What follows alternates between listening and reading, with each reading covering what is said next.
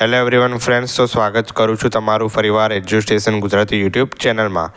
Okay friends, તો paramedical course જેવા કે BSc nursing, physiotherapy, optometry, radiology, GNM, ANM વગેરે જેવા પેરામેડિકલ કોર્સીસમાં જો તમે એડમિશન લેવા માગો છો તો તમને ખબર છે મુજબ કે ત્રીજા રાઉન્ડની જે એલોટમેન્ટ સુધીની ટોટલી પ્રક્રિયા છે જે સમાપ્ત થઈ ગઈ છે. તો ફાઇનલી ચોથા રાઉન્ડના ચોઇસ ફિલિંગ મુદ્દે અહીંયા તમને દેખાતું હશે એક અપડેટ આવી છે. ઓકે, તો ચોથા રાઉન્ડની ચોઇસ ફિલિંગનો અહીંયા કાર્યક્રમ છે ડિક્લેર કરી દેવામાં આવ્યો છે.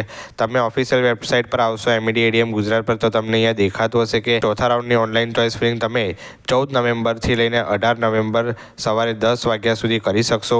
અને જે તમે ચોથા રાઉન્ડની ચોઇસ ફિલિંગ કરી છે એ 18 નવેમ્બરના 6 કલાક સુધી સાંજે જોઈ શકશો.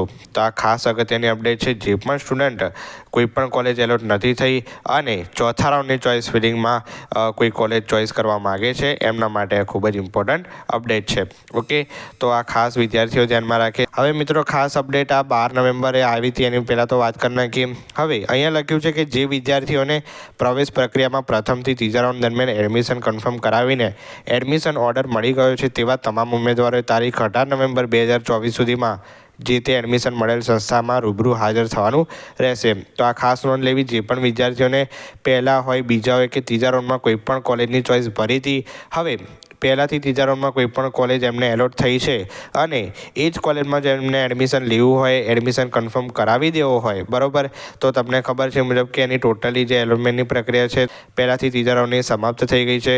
તો તમને એડમિશન ઓર્ડર આપ્યો હશે. ઓકે, તમે જે એડમિશન કન્ફર્મ કરાવ્યું હોય એના માટે ખાસ અગત્યનું 18 નવેમ્બર 2024 સુધીમાં તમારે જે પણ સંસ્થામાં એડમિશન મળેલું હોય તો ત્યાં રૂબરૂ જઈને તમારે એમાં રિપોર્ટિંગ કરાવવાનું છે. ઓકે, એટલે આ ખાસ અગત્યનું. તો આ કોલેજ શરૂ થવાને લઈને પણ ખૂબ જ અપડેટ છે. કોલેજ ક્યારે શરૂ થશે કોલેજવાળા તમને કહી દેશે જ્યારે તમે સંસ્થામાં હાજર થશો ત્યારે. ઓકે, તો આ ખાસ અગત્યની અપડેટ છે. જે પણ સ્ટુડન્ટે એડમિશન કન્ફર્મ કરાવી દીધું છે એમના માટે. ઓકે, તો 18 નવેમ્બર સુધીમાં તમારે આ પ્રોસેસ સંપૂર્ણ પતાવી દેવાની છે. તો આ ખાસ અગત્યનું. ઓકે મિત્રો, તો આ ચોથા રાઉન્ડની ચોઇસ ફિલિંગ પર અપડેટ આવી હતી. આગળ આપણે ખૂબ જ ઇમ્પોર્ટન્ટ વાત કરવાની છે કે ચોથા રાઉન્ડની ચોઇસ ફિલિંગમાં કયા કયા રૂલ્સ છે, કયા કયા વિદ્યાર્થીઓ ભાગ લેવા માગે છે. ઓકે, તેને પણ આપણે વાત કરીએ છીએ. ઓકે, હવે જુઓ મિત્રો, ત્યારબાદ અહીંયા લખ્યું છે કે જે સંસ્થાનો પ્રવેશ સમિતિના પ્રથમથી ત્રીજા રાઉન્ડ દરમિયાન પ્રવેશ પ્રક્રિયામાં સમાવેશ ન થયો હોય તેવી બાકી રહેલ તદ્દન નવી અને જૂની સંસ્થાઓને ખાસ જણાવ્યું કે ઓનલાઈન ફોર્થ રાઉન્ડ માટે નીચે મુજબની લાગુ પડતી તમામ માહિતી 16 નવેમ્બર 2024ના સાંજે 4 વાગ્યા સુધીમાં રૂબરૂ માત્રેની પ્રવેશ સમિતિ ખાતે જમા કરાવવાની રહેશે. ઓકે, તો આ તમારા માટે ઇમ્પોર્ટન્ટ નથી, એટલે કે સ્ટુડન્ટ માટે ઇમ્પોર્ટન્ટ નથી. જે પણ સંસ્થા ફોર્થ રાઉન્ડમાં ભાગ લે છે એમના માટે ઇમ્પોર્ટન્ટ છે. એટલે કે સ્ટુડન્ટને આમાં કંઈ કરવાનું રહેતું નથી. સ્ટુડન્ટે ફક્ત ચોથા રાઉન્ડની ચોઇસ ફિલિંગ કરવાની રહેશે જે કોઈ કોલેજ એ ભરવા માગતા હોય એમના માટે. ઓકે મિત્રો, હવે જો આ મેં PDF ઓપન કરી છે જેમાં આપણે ચોથા રાઉન્ડની જે ચોઇસ ફિલિંગ બાબતે કેટલીક અગત્યની સૂચનાઓ છે જે તમારે ધ્યાનમાં રાખવાની છે. તમારે કંઈ ભૂલો નથી કરવાની એના મુદ્દે અહીંયા વાત કરવામાં આવી છે. તો આ ખાસ જોજો. હવે જો અહીંયા લખ્યું છે કે જે ઉમેદવારે ચોથા રાઉન્ડની ચોઇસ ફિલિંગમાં ભાગ લેવા માગતા હોય તેમણે ફરજિયાત ઓનલાઈન સંમતિ એટલે કે કન્સેન્ટ આપવાની રહેશે. ઓકે, તો જે પણ સ્ટુડન્ટે બીજા રાઉન્ડમાં ભાગ લીધો છે, ત્રીજા રાઉન્ડમાં ભાગ લીધો છે અને ચોથા રાઉન્ડમાં ભાગ લેવા માગે છે તેમને ખબર હશે મુજબ કે બીજા રાઉન્ડ હોય, ત્રીજા રાઉન્ડ હોય, એમાં કન્સેન્ટ આવ્યો હશે. કન્સેન્ટનો મતલબ શું? સંમતિ. એટલે કે જે કમિટી છે એમના રૂલ્સના આધારે તમારે ભાગ લેવાનો છે. જો તમને રૂલ્સ લાગુ નથી પડતા તો તમારે ભાગ લેવાનો નથી.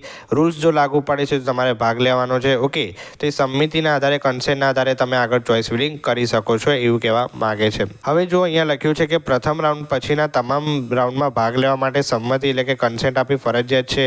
લોગિન કર્યા બાદ ચોઇસ ડિટેલમાં પ્રથમ ઓપ્શન કન્સેન્ટમાં જઈ આઈ એક્સેપ્ટ પસંદ કરી પ્રોસીડ ટેબ પર ક્લિક કરવાનું રહેશે.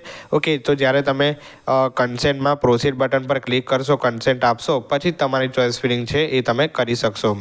ત્યારબાદ મિત્રો અહીંયા લખવામાં આવ્યું છે કે જો આપને અગાઉના રાઉન્ડમાં મળેલ પ્રવેશ કન્ફર્મ કરાવી દીધો હોય અને તે પ્રવેશમાં કોઈ ફેરફાર ન કરવો હોય તો ચોથા રાઉન્ડની ચોઇસ ફિલિંગમાં ભાગ લેવાની કોઈ પણ પ્રકારની જરૂર નથી. ઓકે, એટલે કે કોઈ સ્ટુડન્ટ એવા હોય કે જેને ત્રીજા રાઉન્ડમાં એડમિશન મળી ગયું છે, બીજા રાઉન્ડમાં એડમિશન મળી ગયું છે અને એ એડમિશન કન્ફર્મ એમણે કરાવી દીધું હોય, એટલે કે એડમિશન ઓર્ડર મેળવી દીધો હોય અને જો એમણે એ પ્રવેશ રાખવો જ હોય, હવે કોઈ સંસ્થામાં એમને એડમિશન લેવું જ નથી, તો ભાઈ એમના માટે ચોથા રાઉન્ડની ચોઇસ ફિલિંગ છે ઇમ્પોર્ટન્ટ થશે નહીં.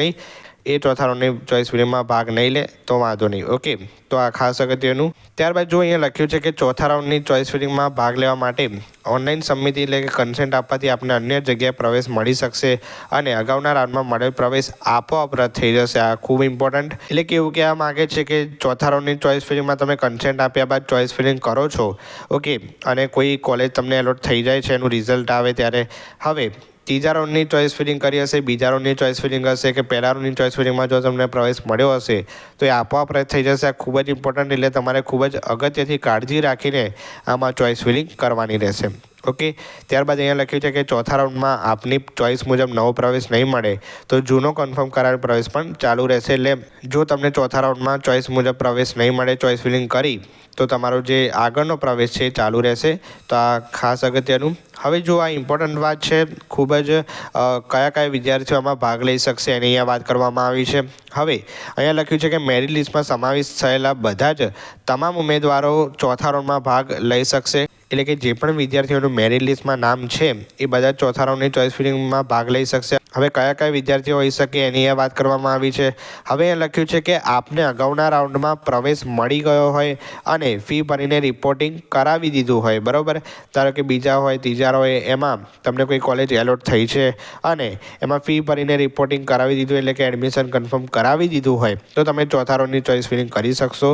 ઓકે, ત્યારબાદ જો અહીંયા લખ્યું છે કે આપને અગાઉના રાઉન્ડમાં પ્રવેશ મળી ગયો હોય અને ફી ભરીને રિપોર્ટિંગ ન પણ કરાવેલ હોય તો પણ તમે ચોથા રાઉન્ડની ચોઈસ ફિલિંગ કરી શકશો. ત્યારબાદ જો આપને અગાઉના રાઉન્ડમાં પ્રવેશ મળી ગયો હોય અને રિપોર્ટિંગ ન કરાવ્યું એટલે કે ત્રીજા રાઉન્ડમાં જો તમને પ્રવેશ મળ્યો છે, રિપોર્ટિંગ નથી કરાવ્યું તો પણ તમે ચોથા રાઉન્ડની ચોઈસ ફિલિંગ કરી શકશો. ત્યારબાદ જો આપને અગાઉના રાઉન્ડમાં પ્રવેશ મળી ગયો હોય અને પ્રવેશ રદ કરાવી દીધો હોય, કેન્સલ કરાવી દીધો હોય તો એ પણ ચોથા રાઉન્ડની ચોઈસ ફિલિંગમાં ભાગ લઈ શકશે.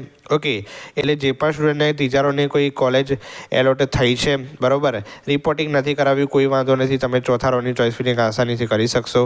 ઓકે, ત્યારબાદ એડમિશન કેન્સલ કરાવેલ હોય એમના માટે પણ અહીંયા અગત્યની સૂચના છે. ત્યારબાદ અહીંયા લખ્યું છે આપને અગાઉના રાઉન્ડમાં કોઈ પ્રવેશ જ નથી મળેલ તો પણ તમે ચોથા રાઉન્ડની ચોઈસ ફિલિંગ કરી શકશો અને આપે અગાઉના રાઉન્ડમાં ચોઈસ નથી ભરી તો પણ તમે ચોથા રાઉન્ડની ચોઈસ ફિલિંગ કરી શકશો. તો જે પણ સ્ટુડન્ટને આ જે મુદ્દાઓ છે લાગુ પડતા હોય તો એ ચોથા રાઉન્ડની ચોઈસ ફિલિંગ આસાનીથી કરી શકશે. એટલે એમને કોઈ ટેન્શન લેવાની જરૂર નથી. ઓકે, તો આ આપણે આગળ જોઈએ એ મુજબ જ છે. ઓકે, તો આ ખાસ અગત્યનું વિદ્યાર્થીઓ યાદ રાખે. અને અહીંયા લખ્યું છે કે ચોથા રાઉન્ડમાં જો આપનો પ્રવેશ બદલાશે તો અગાઉના રાઉન્ડમાં મળેલ પ્રવેશ આપોઆપ રદ થઈ જશે, તેના પર આપનો કોઈ હક કે દાવો રહેશે નહીં. ઓકે, તો ત્રીજા રાઉન્ડનો પ્રવેશ છે એ આપોઆપ તમારો રદ થઈ જશે જો તમને ચોથા રાઉન્ડની ચોઈસ ફિલિંગમાં કોઈ કોલેજ એલોટ થાય છે તો આ ઇમ્પોર્ટન્ટ થશે.